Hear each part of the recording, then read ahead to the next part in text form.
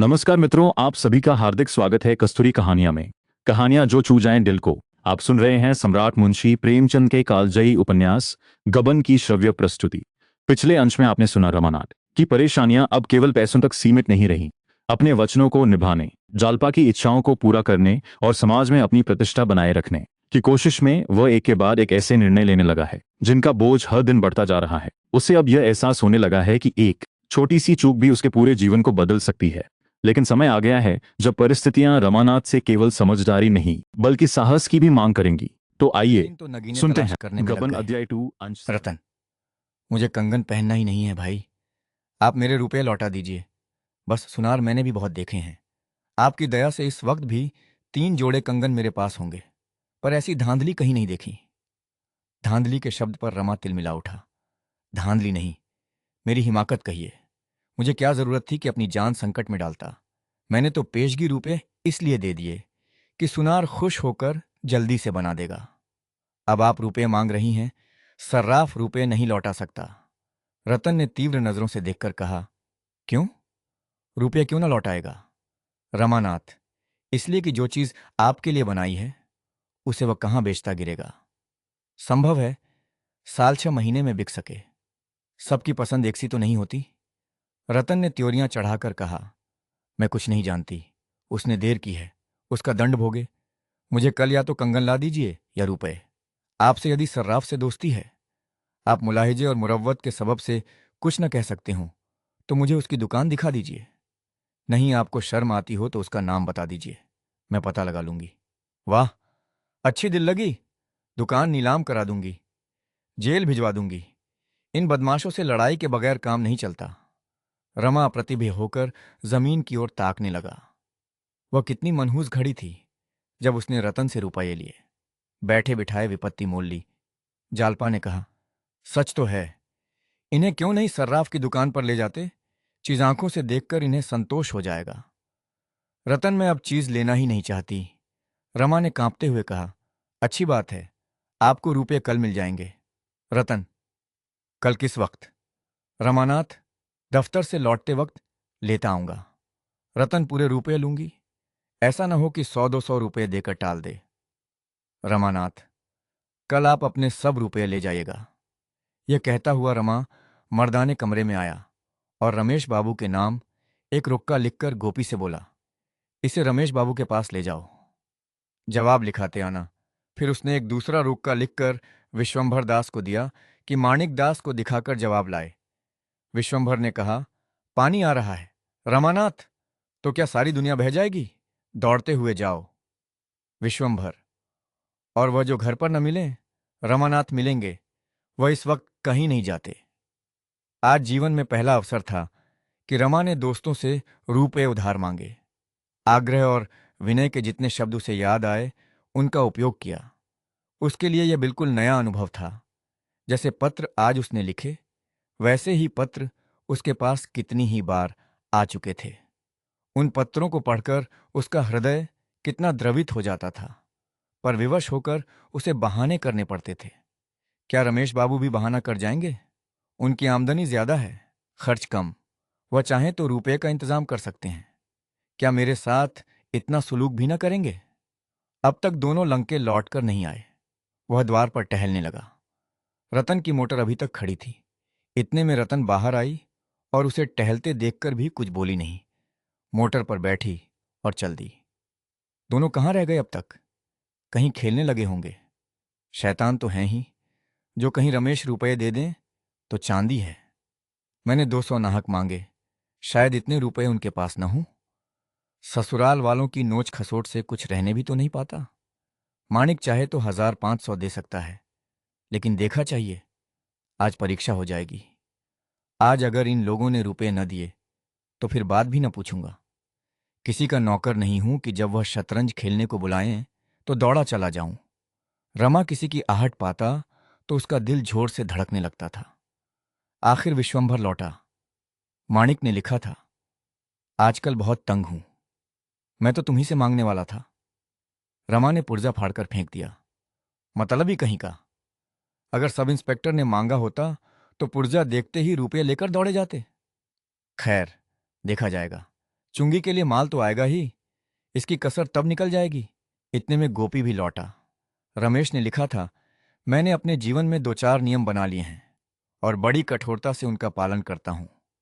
उनमें से एक नियम यह भी है कि मित्रों से लेन देन का व्यवहार न करूंगा। अभी तुम्हें अनुभव नहीं हुआ है, लेकिन कुछ दिनों में हो जाएगा कि जहां मित्रों से लेन देन शुरू हुआ वहां मनमुटाव होते देर नहीं लगती। तुम मेरे प्यारे दोस्त हो, मैं तुमसे दुश्मनी नहीं करना चाहता, इसलिए मुझे क्षमा करो। रमा ने इस पत्र को भी फाड़कर फेंक दिया और कुर्सी पर बैठकर दीपक की ओर टकटकी बांधकर देखने लगा। दीपक उसे दिखाई देता था, इसमें संदेह है। इतनी ही एकाग्रता से वो कदाचित आकाश की काली अभेद मेघ राशि की ओर ताकता। मन की एक दशा वह भी होती है जब आंखें खुली होती हैं और कुछ नहीं सूझता, कान खुले रहते हैं और कुछ नहीं सुनाई देता। संध्या हो गई थी। म्यूनिसिपैलिटी के अहाते में सन्नाटा छा गया था। कर्मचारी एक एक करके जा रहे थे। मेहतर कमरों में झाड़ू लगा रहा था। चपरासियों ने भी जूते पहनना शुरू कर दिया था। खोंचे वाले दिन भर की बिक्री के पैसे गिन रहे थे, पर रमानाथ अपनी कुर्सी पर बैठा रजिस्टर लिख रहा था। आज भी वह प्रातःकाल आया था, पर आज भी कोई बड़ा शिकार न फंसा। वही 10 रुपये मिलकर रह गए। अब अपनी आबरू बचाने का उसके पास और क्या उपाय था। रमा ने रतन को झांसा देने की ठान ली। वह खूब जानता था कि रतन की यह अधीरता केवल इसलिए है कि शायद उसके रुपये मैंने खर्च कर दिए। अगर उसे मालूम हो जाए कि उसके रुपये तत्काल मिल सकते हैं तो वह शांत हो जाएगी। रमा उसे रुपये से भरी हुई थैली दिखाकर उसका संदेह मिटा देना चाहता था। वह खजांची साहब के चले जाने की राह देख रहा था। उसने आज जानबूझकर देर की थी। आज की आमदनी के 800 रुपये उसके पास थे। इसे वह अपने घर ले जाना चाहता था। खजांची ठीक 4 बजे उठा। उसे क्या गरज थी कि रमा से आज की आमदनी मांगता। दिन भर वही लिखते लिखते और रुपये गिनते गिनते बेचारे की कमर दुख रही थी। रमा को जब मालूम हो गया कि खजांची साहब दूर निकल गए होंगे तो उसने रजिस्टर बंद कर दिया और चपरासी से बोला, थैली उठाओ, चलकर जमा कराएं। चपरासी ने कहा, खजांची बाबू तो चले गए। रमा ने आंखें गाड़कर कहा, खजांची बाबू चले गए? तुमने मुझसे कहा क्यों नहीं? अभी कितनी दूर गए होंगे? चपरासी, सड़क के नुक्कड़ तक पहुंचे होंगे। रमानाथ, यह आमदनी कैसे जमा होगी? चपरासी, हुक्म हो तो बुला लाऊं? रमानाथ, अजी जाओ भी, अब तक तो कहा नहीं। अब उन्हें आधे रास्ते से बुलाने जाओगे? हो तुम भी निरे बछिया के ताऊब, आज ज्यादा छान गए थे क्या? खैर, रुपये इसी दराज में रखे रहेंगे, तुम्हारी जिम्मेदारी रहेगी। चपरासी, नहीं बाबू साहब, मैं यहां रुपया नहीं रखने दूंगा। सब घड़ी बराबर नहीं जाती। कहीं रुपये उठ जाएं तो मैं बेगुनाह मारा जाऊं। सुभीते का ताला भी तो नहीं है यहां। रमानाथ, तो फिर ये रुपये कहां रखूं? चपरासी, हुजूर अपने साथ लेते जाएं। रमा तो यह चाहता ही था। एक इक्का मंगवाया, उस पर रुपयों की थैली रखी और घर चला। सोचता जाता था कि अगर रतन भभकी में आ गई तो क्या पूछना, कह दूंगा 2 ही 4 दिन की कसर है। रुपये सामने देखकर उसे तसल्ली हो जाएगी। जालपा ने थैली देखकर पूछा, क्या कंगन न मिला? रमानाथ, अभी तैयार नहीं था। मैंने समझा रुपये लेता चलूं जिसमें उन्हें तस्कीन हो जाए। जालपा, क्या कहाँ सर्राफ ने? रमानाथ, कहा क्या, आजकल करता है। अभी रतन देवी आई नहीं। जालपाओं आती ही होगी, उसे चैन कहाँ।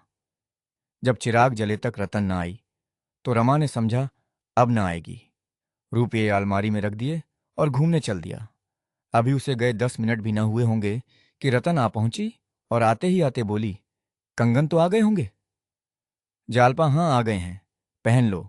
बेचारे कई दफा सर्राफ के पास गए, अभागा देता ही नहीं, हीले हवाले करता है। रतन कैसा सर्राफ है कि इतने दिन से हीले हवाले कर रहा है।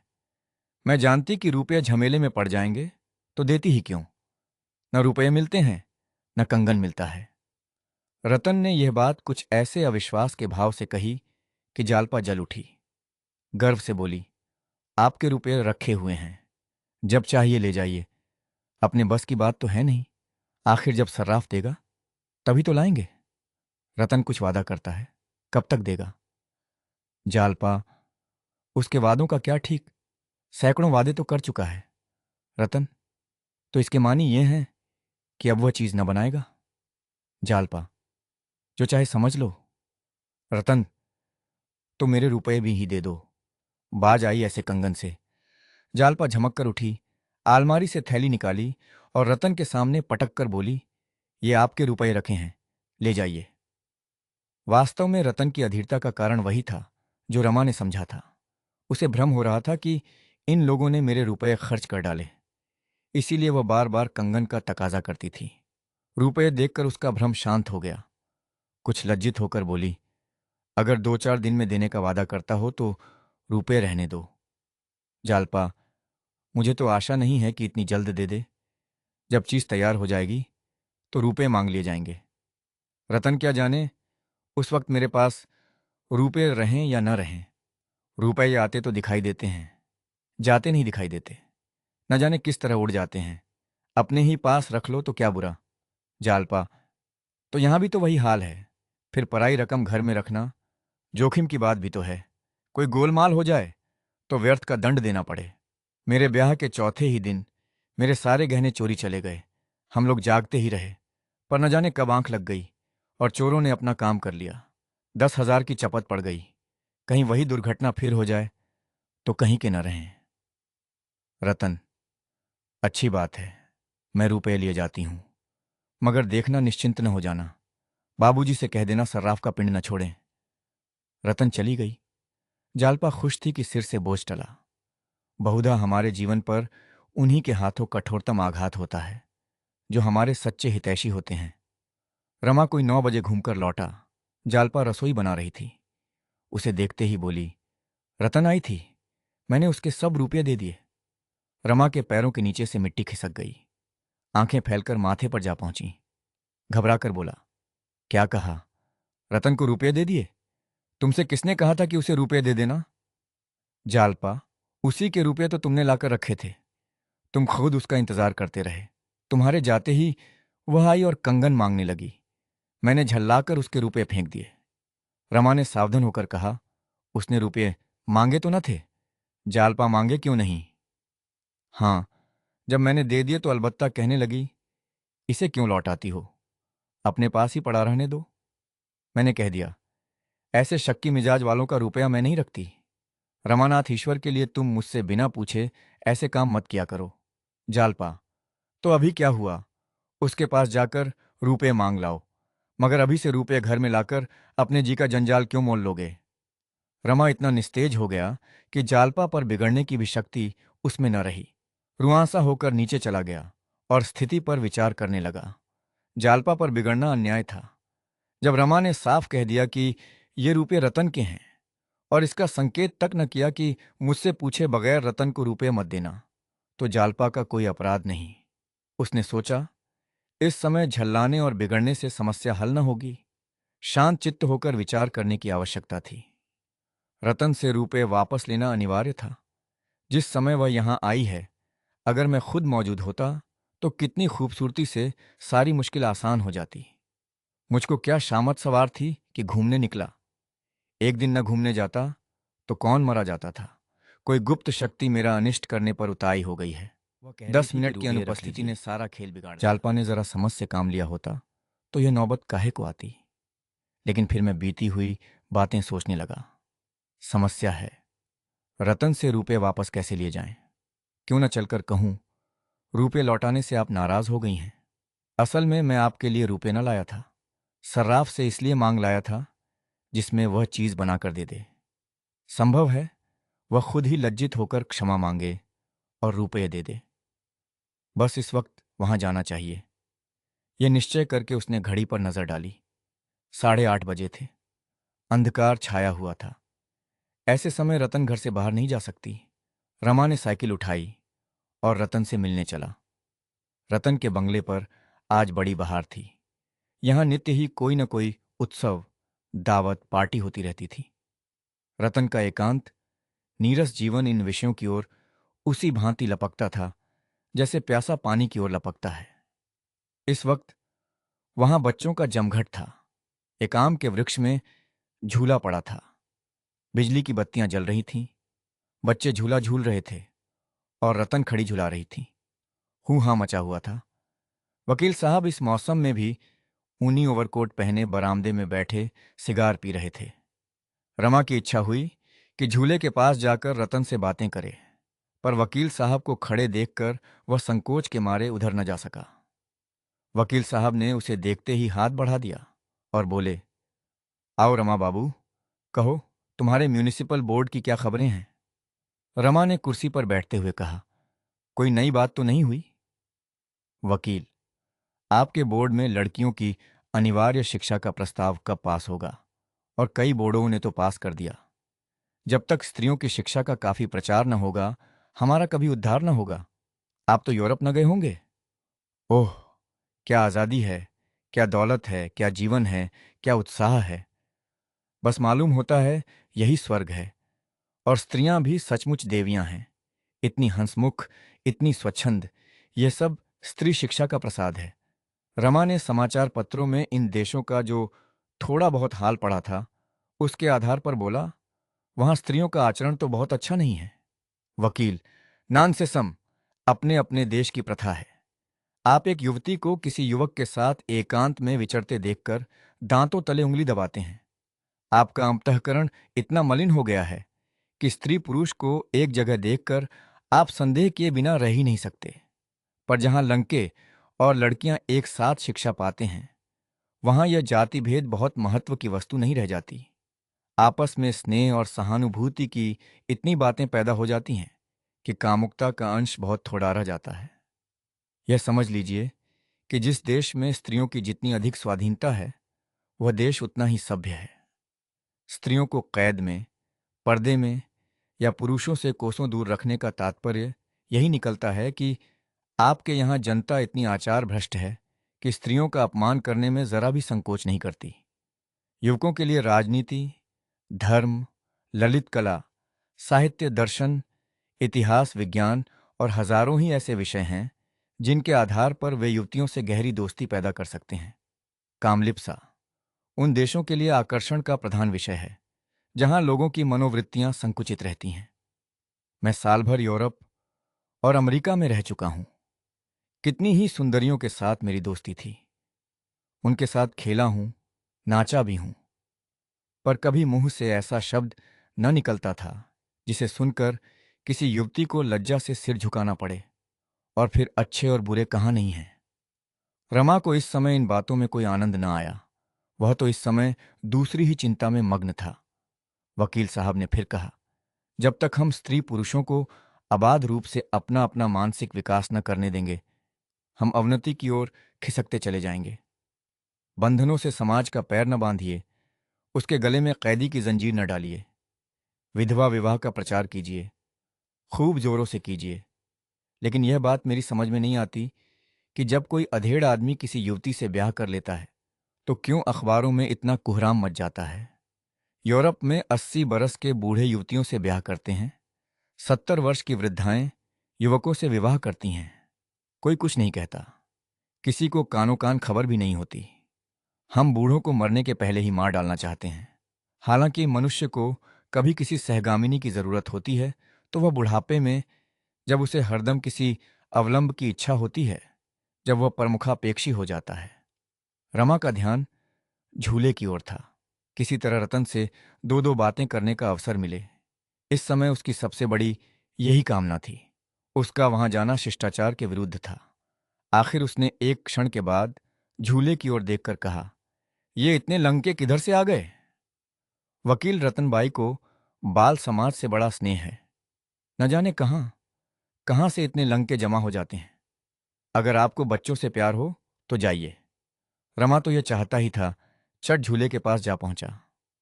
रतन उसे देखकर मुस्कुराई और बोली, इन शैतानों ने मेरी नाक में दम कर रखा है। झूले से इन सबों का पेट ही नहीं भरता। आइए, जरा आप भी बेगार कीजिए, मैं तो थक गई। ये कहकर वह पक्के चबूतरे पर बैठ गई। रमा झोंके देने लगा। बच्चों ने नया आदमी देखा तो सब के सब अपनी बारी के लिए उतावले होने लगे। रतन के हाथों 2 बारियां आ चुकी थीं, पर यह कैसे हो सकता था कि कुछ लंके तो तीसरी बार झूलें और बाकी बैठे मुंह ताकें। दो उतरते तो चार झूले पर बैठ जाते। रमा को बच्चों से नाम मात्र को भी प्रेम न था, पर इस वक्त फंस गया था। क्या करता? आखिर आधा घंटे की बेगार के बाद उसका जी उब गया। घड़ी में 9:30 बज रहे थे। मतलब की बात कैसे छेड़े? रतन तो झूले में इतनी मग्न थी मानो उसे रुपयों की सुध ही नहीं है। सहसा रतन ने झूले के पास जाकर कहा, बाबूजी, मैं बैठती हूं, मुझे झुलाइए, मित्रों, मगर नीचे से नहीं। यही समाप्त होता है झूले पर मुंशी खड़े प्रेमचंद होकर के कालजयी उपन्यास गबन का अध्याय 2 अंश 7। रमानाथ अब उस मोड़ पर पहुंच चुका है जहां हर निर्णय का असर केवल उस पर नहीं बल्कि उसके अपने लोगों पर भी पड़ने लगा है। परिस्थितियां उसके चारों ओर ऐसी दीवार खड़ी कर रही हैं जिससे निकलने का हर रास्ता पहले से अधिक कठिन दिखाई देता है। लेकिन कहानी का सबसे भावनात्मक और तनावपूर्ण दौर अभी बाकी है। अगले अंश में आप सुनेंगे कि विश्वास, प्रेम और जिम्मेदारियों की परीक्षा किस प्रकार रमानाथ के जीवन को एक नए संकट में डाल देती है। अब उसे केवल पैसों का नहीं बल्कि अपने सम्मान और अपने रिश्तों का भी हिसाब देना होगा। क्या वह इस परीक्षा में सफल होगा या फिर उसकी एक भूल सब कुछ बदल देगी? ये जानने के लिए सुनिए गबन अध्याय 2 अंश 8। यदि आपको हमारी ये प्रस्तुति पसंद आई हो तो वीडियो को लाइक करें, अपने मित्रों और परिवार के साथ शेयर करें, कस्तूरी कहानियां को सब्सक्राइब करें और यदि आपकी YouTube ऐप में हाइप का विकल्प उपलब्ध हो तो हमें हाइप देकर हमारा उत्साह बढ़ाएं। कस्तूरी कहानियां, कहानियां जो छू जाए दिल को। मिलते हैं गबन के अध्याय 2 के अंश 8 में। नमस्कार।